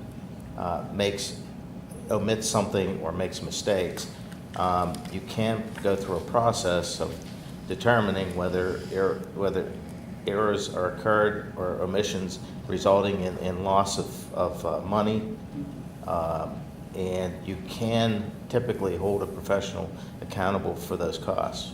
So that was the question that I asked. So, Thank and I you. guess you've already the staff have entertained those questions in the past. So, but I take it there has been no positive outcome as a result of that. We have come to some agreements throughout the course of the project, and I know there may be some others in this room that could probably help speak to that too, but we've definitely worked through some of those problems throughout the middle of the project when things were kind of knee-deep in construction. And we've just kind of slowly tried to kind of get ourselves down to closing this project out. And with the minor alteration plan, there's several, plan things that need to be identified and answered, and questions that really need to be answered at this point. And sometimes the compensation can be in the form of additional professional work in order to address issues that you would normally pay a fee for, but it could be done to help correct the problem. That's why I wanted to comment on that. But does anybody else have any comments? Go ahead. Sorry, you know what? I think he was first. Matt. Yeah, I'm just curious, what is yet to be done? Is there any sort of timeline on when we expect we'll be able to finish it? And if there isn't, is there any way that we could open, part of the park, whatever is completed, in a sooner time frame? Because I know people are chomping at the bit to go and use this resource. Sure, so we're in the minor alteration plan process and finalizing stormwater as-bills. So that timeline, again, is dependent on really getting some information from the engineer to identify some of the issues that have been noted on the plan. So kind of hard to answer that question, quite honestly. That's kind of where I'm at. I'm not an expert in that process, but we're trying to work through it with Mike Toka and his team, Ben, and also Ferguson Township to kind of figure out those next steps. Ferguson Township wants to open the park just as much as we do. Obviously, we're respecting there is a process that we all need to go through to make sure that we get those plans completed so that we can get our official occupancy. We are ready to go. The construction items are done. The park is ready. At this point, it's just finalizing that final paperwork. Amari, you had a I do. comment or question? I guess, Christy, just piggyback on it a little bit. Has the question been asked? I think Matt has, that's a very good question about what's left. And I think you said, well, there's some things that are, but he said, well, what can we do to kind of press forward? Is there more that can be done? Has a question been asked of how can we perhaps make some adjustments in these processes that we're waiting on to keep moving forward? You know, have we asked that, and where are we with that question? The answer is Again, that's really hard to answer. We've got staff that are working together with Ferguson Township to try to work through this minor alteration plan process and the stormwater as-bills. I don't have a different answer for you, I'm sorry. That's kind of just where we're at right now in the process. Go ahead, Frank. Yeah, I think the question and what everybody wants to know is, who calls the engineer in the morning every day and who calls them in the afternoon every day and bugs them until we get the information? I think that's what everybody wants to know. That's what we've been doing. We're trying our best. Want me to come over and call him a couple times? Yep. Okay. Did you have? I was just gonna echo also, where's the lines of accountability for the process of spending money to keep doing this? Like, I just want to know, because I wasn't here when we started this project. I'm a newcomer, but I came in and was briefed about it. And I know there were cost overruns in the past, and I want to make sure we're not in that process, we're not in that area again, especially because the process is just sort of coming up to us now in bits and waves. We are not having those concerns. Right now, the biggest concern that we're working through is, again, trying to get information cleaned up through the process. And I will go back and say that we've been through agency directors, we've been through exec directors, we've been through numerous individuals within the engineering firm. There are things beyond our control. And so it's hard for me to answer some of these questions because a lot of what has been happening has been beyond our control. Some of the errors that have been identified throughout the course of the project from the very beginning of this project has been very, very challenging, and it's hard to answer some of these questions, which are well before my time with development of land development plans, the phase one. I know the authority has worked really hard to try to get answers throughout the process to keep things moving. We were at a point where the project almost was about to fail at one point. We've pressed through, and we've had a lot of roles that, myself included, we've had to fill that are outside our comfort zone. Project management. There are lessons that we have learned, I think, throughout this process of things that we just will never do again. And I think that that's a testament to kind of why it's been so challenging, why it's been so difficult, is that we have had high turnover throughout the course of this project on both sides. So to be fair, I think that it's important to recognize that. Mr. Frank, do you have any thoughts here? Is there anything that you maybe know that could be helpful here, or no, we just have to let Ms. Christy Owens continue to crush it and do her best? I mean, just curious. Continue to crush it and do her best. No, the only thing I would offer on the financial side, at least, every month, the financials are in our general form agenda package and everything, so incredible visibility on all that. I do know that the engineer, just because of my time as the liaison, that there's been ongoing challenges with some of the design folks and everything. And to Mr. Cervello's point,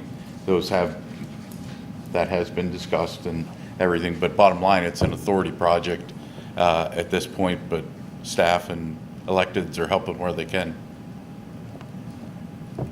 Chris, you basically, you have to have deliverables completed. There's record documents. Is a certificate of occupancy required? Yes. Okay, so that hasn't been issued. You don't have a,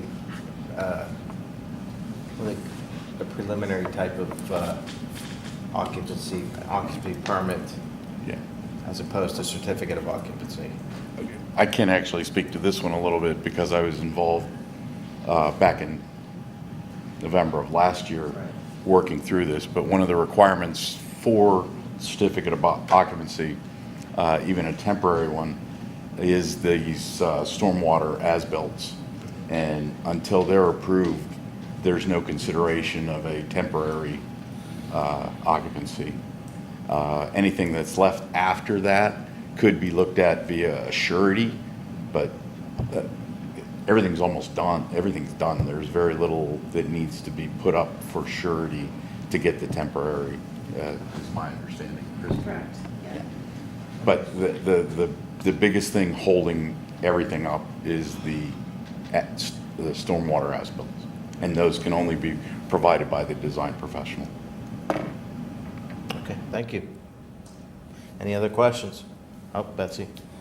I would just like to recognize Ms. Owen's talents in this and professionalism, especially taking it over midstream, the transparency, and your perseverance. So thank you so much.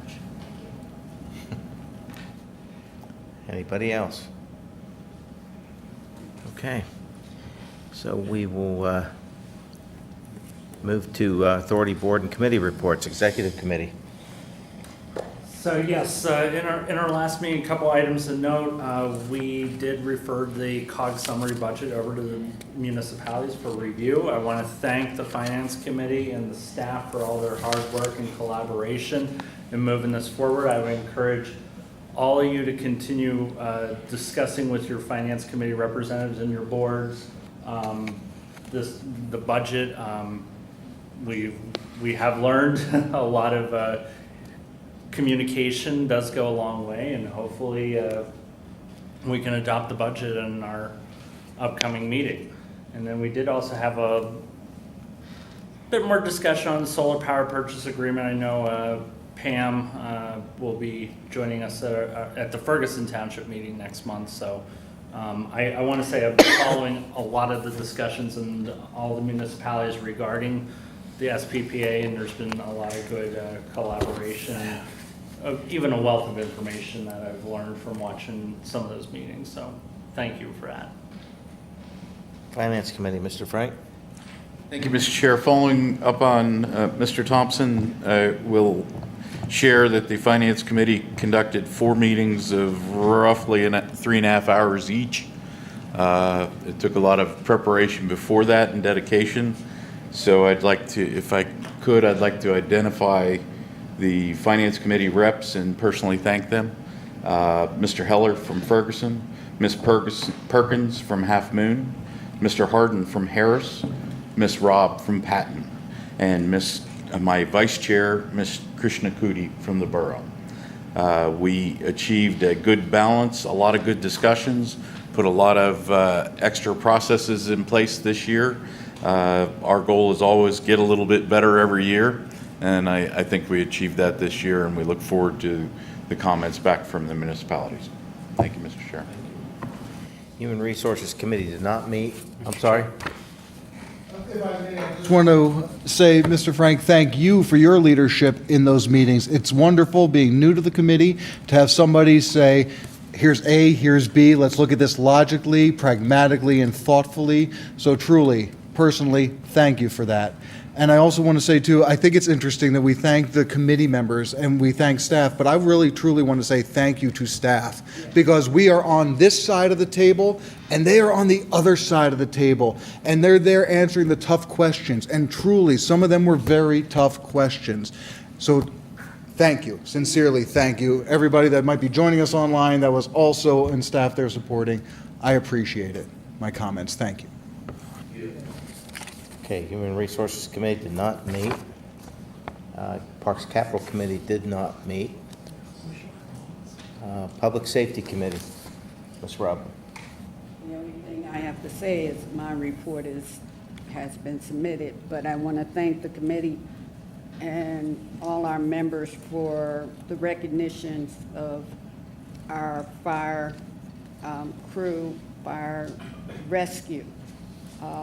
When Sean brought it to our committee and said he wanted to recognize these individuals for the life-saving efforts, I don't know, most of us knew what the feeding bin looked like until tonight, that they actually went into that bin and pulled that individual out to save their lives.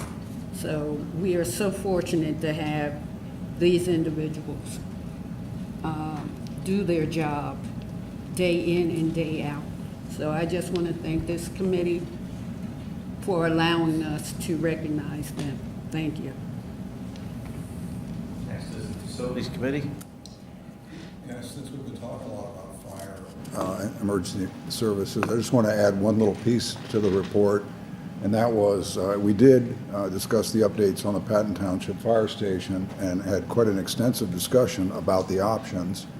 And while we generally supported the staff recommendation, we also asked staff to collect a little bit of data, do a little return on investment exercise to see if a larger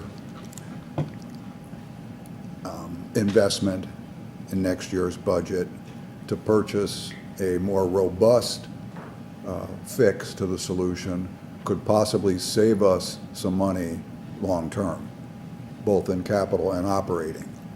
So while we generally supported the recommended option, we were interested in whether spending a little more next year would save us some more money down the road. And we wanted Finance Committee to know that we weren't opposed to that if you could make it work in the budget.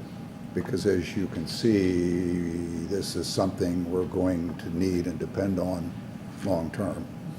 So I don't know where that ended up because we were not going to meet again before the budget numbers went to finance and before the budget then went to the municipalities.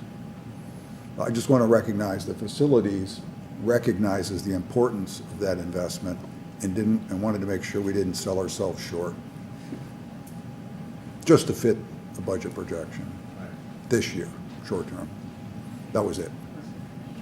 Mr. Chair, I would like to thank my colleague also, since we also just had a church fire, and for our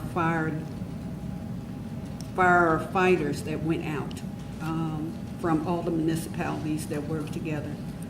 Again, thank you for looking into that. So I look forward to that, Rich. Thank you. Land Use and Community Infrastructure, Mr. Hammeister.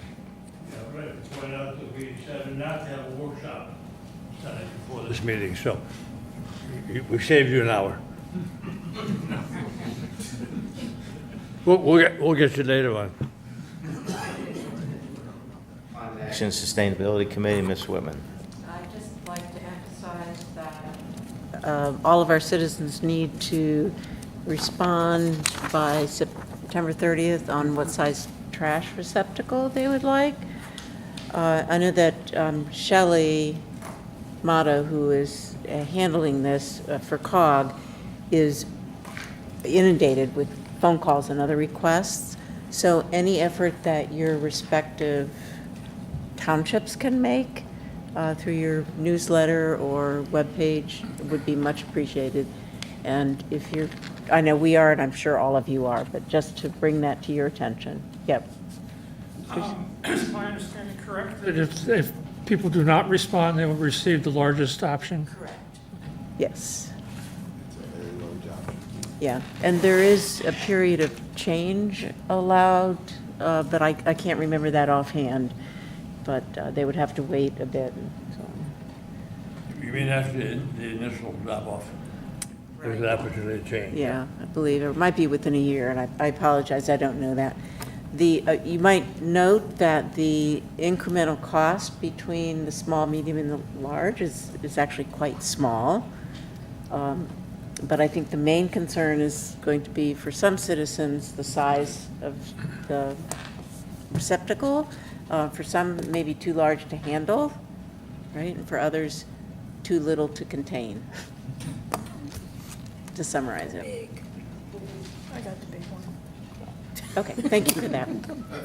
So just, it may seem like everyday behavior to you, and it is everyday behavior, but it's amazing how everyday behavior suddenly becomes front and central when it doesn't work right, so.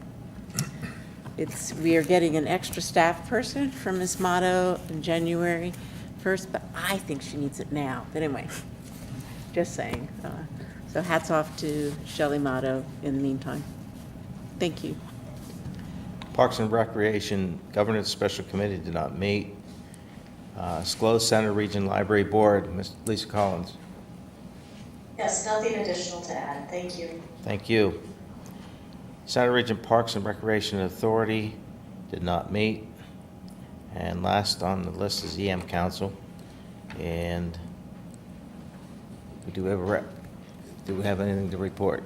So we met here the other day, we talked about a couple issues. One of the things we're looking at is I've reached out to the Center County DA's office as well as the new hospital and that opened up in Patton Township, just talking about some concerns that were brought to my attention. So we're going to work through those and make sure that everyone's on the same page. Right now, it just seems to be a communication thing.